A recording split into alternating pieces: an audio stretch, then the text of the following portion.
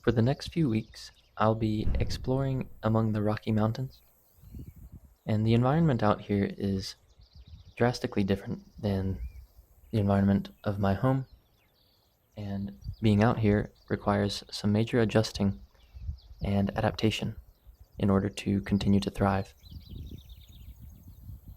Through my experiences in learning how to adapt to this new environment, I recognized there are a lot of correlations between adapting to environmental conditions and adapting to more stable positions as we train. And then I realized adaptation in general follows some important principles, and so that's what I'll try to discuss in this video.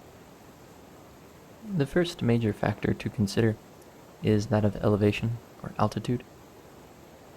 I live in an environment that is situated about 800 feet above sea level, and in this video, or during this hike that I'm on, I was hanging out around 8,000 feet of elevation. The most obvious effect that this increase in altitude has on our physiology is the difficulty in breathing that's associated with this change. When hiking at home, I can maintain a moderate pace and comfortably breathe in and out through my nose at a moderate rate. But out here, I have to drastically adjust either my pace or my rate of breath. And so, as I've discussed in previous videos, the importance of maintaining a rested state in our day-to-day function, I opted for just slowing down for the most part.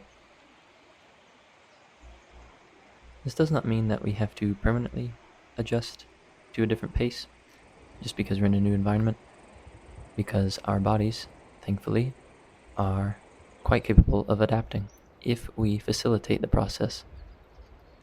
And we can do so by not trying to rush the process, because this can lead to unnecessary suffering and possible maladaptation rather than adaptation. So we do this through slow incremental exposure and, yes, an initial adjustment to a slower pace, and then gradually increasing our pace as it becomes easier to breathe. And this is directly correlated to training when we emphasize stability over flexibility.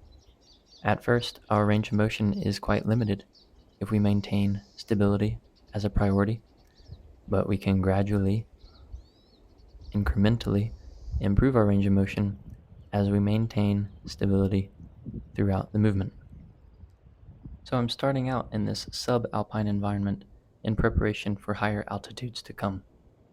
Another key advantage that we have is through the method of training our breath that we've been practicing, we are better prepared to adapt to new environments or any kind of stimuli, because this rested state and this intentional breathing that we're practicing prepares us to make adaptations and learn through the process.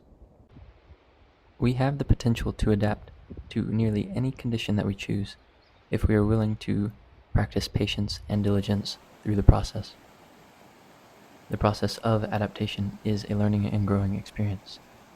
The journey is the destination, as we are realizing our potential along the way, and not limiting ourselves with any particular end in mind.